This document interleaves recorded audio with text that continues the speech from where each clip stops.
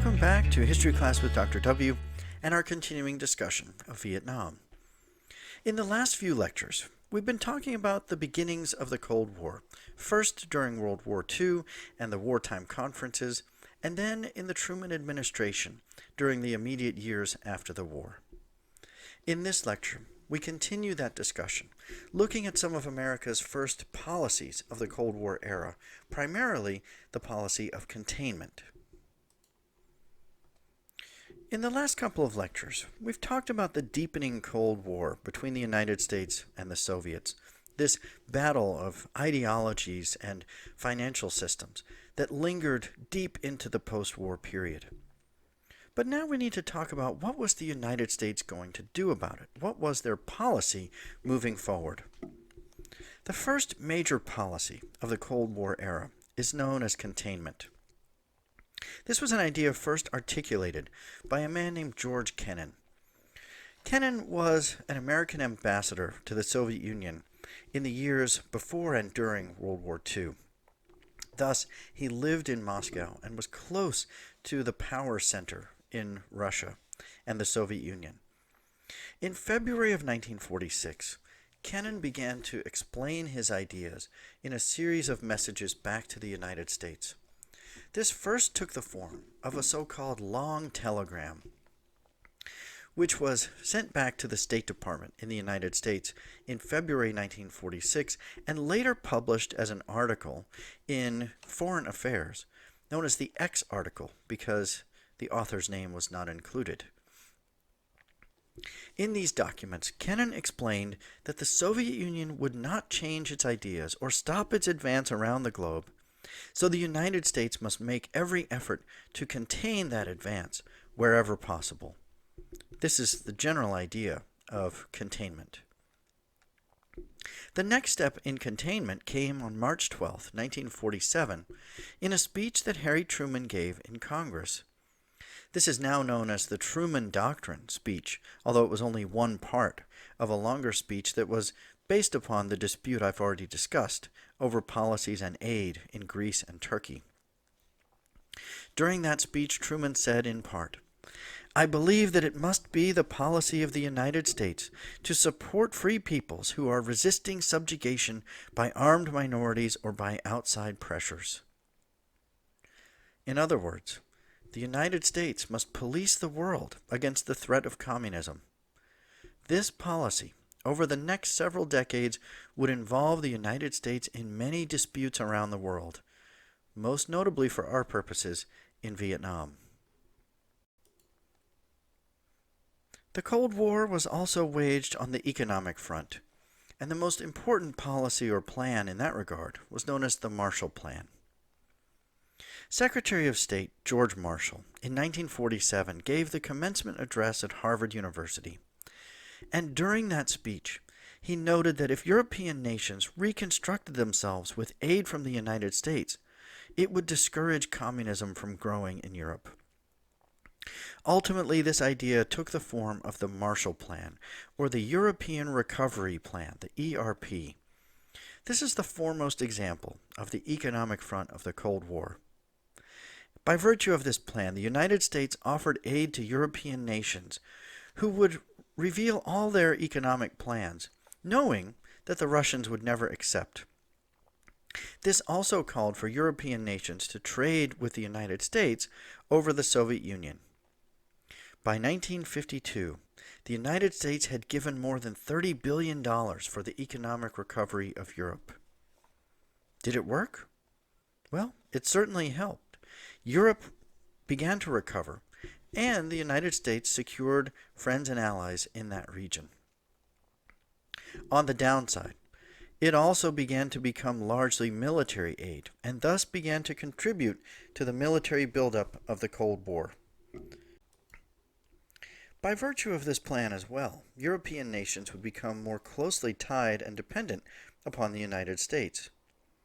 The United States would loan them various technologies to improve their own productivity and determine in part what products they would produce and how they would do it. They began to look at Europe more on the whole as a community, breaking down divisions between European nations and helping to unify it. Each of the participants would produce what it was best at and could do the cheapest and most efficiently, leaving other countries to produce other goods. This began to lower the cost of everything being produced in Europe, creating what some have called a United States of Europe, and also forging the beginnings of a European identity, which began to supersede national identities such as Belgian, Dutch, French, or German. The premise was that politics would follow economics, and that a European political union would follow. This was based on the experience of the United States itself. The United States thrived primarily because we had a common market. Unity between the American states was the key to prosperity. In the United States, after all, we can travel to any state and ship goods across state lines. Americans began to envision a similar development in Europe. The United States also proposed the creation of an alliance system, NATO, the North Atlantic Treaty Organization. The United States power would ultimately defend all of the members in this organization and would confront any prospective enemy of the European Union that would face not only an economic alliance but a military one. American military power was founded on the atomic bomb, which made it the most powerful nation in the world. After the bombings of Japan at the end of World War II, no country could confront the United States without the understanding that they could be bombed into oblivion. We had done it once, we could do it again to protect our interests. Another of the important points of the Marshall Plan was the Southeast Asia Treaty Organization, built on a similar model to NATO. The United States would defend Southeast Asia as well. The United States would insist on the new Japanese constitution, abandoning all weapons. What would that mean if Japan was attacked? Well, the United States said it would necessarily use the full American might to protect Japan. The defense budget would thus be deleted from Japan altogether. The United States would then defend all of Europe and Japan, which would free up Japan to pursue economic growth in other areas. So these were the kind of efforts that were intent on rebuilding Japan in the aftermath of the war, when it became clear that China was likely to fall to communism. The so-called Dodge Plan was implemented in 1949 to help rebuild Japan.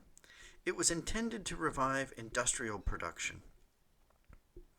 As Japan then turned to production in other areas, such as technology, the United States would look back from the vantage point of decades like the 80s and 90s and realize that Japan had become superior in terms of producing technologies like electronics and automobiles. With all of these plans in place, Japan and the European nations began to recover. But they were also struggling to find international markets to export goods. Most had protective tariffs still in place at that time. As one way of continuing to improve the international economy, Congress implemented the Mutual Defense Assistance Program. This essentially guaranteed American military support of other nations, allowing them to concentrate on industrial and economic development. They also bought arms and weapons from them to boost their economies. This led to a huge arms buildup in the United States. Accompanying these developments was an increasing militarization of the Cold War, as both sides began to prepare for World War III, which would never come. In 1947, the United States passed the National Security Act, which created the new Department of Defense, the National Security Council, which was an important advisory agency, and the Central Intelligence Agency, which called for greater coordination between military and civilian planners. By 1949, the idea of containment had been thoroughly militarized. It was in that year that the Soviets tested their first atomic bomb, which heightened the pressure on the United States to build an even stronger and more imposing weapon, which they did, testing the hydrogen bomb in 1952, and then the Soviets tested their hydrogen bomb in 1953. This is the kind of one-upsmanship that was a feature throughout the Cold War as both sides increasingly built stronger and deadlier weapons and developed more nuclear weapons. In 1950, as we are now 5 years into the Cold War, the Truman administration called for a review of American foreign policy. This was ultimately written by Paul Nitze of the National Security Council, and it came to be known as NSC-68, or National Security Council Document 68. This is an assessment of the state of things 5 years into the Cold War in 1950, and a call for certain policies and actions. So what does NSC-68 tell us about the state of things 5 years in? Well, first of all, the United States and Soviet Union remain polarized. NSC-68 called for a continued hard line against communism. No compromise, no retreat, no surrender. The Soviets controlled all communism around the globe, according to NSC-68. And the Soviets were bent on world domination. As far as technology, NSC-68 assessed that American technology was superior, but not enough. It had to continue building and continue improving because the Soviets were nipping at their heels in an effort to catch up. What about policy? According to NSC-68, what should the United States do about this? Well, there are many points outlined in this document. One of them says the United States should not negotiate with the Soviets, and if they did, it should be only to show strength rather than good faith negotiations. The United States needed to continue the development of the hydrogen bomb and other more powerful weapons. NSC-68 suggests the United States needed to keep stockpiling atomic weapons. We needed to increase our political, military, cultural, and economic strength, continue to grow stronger on every front.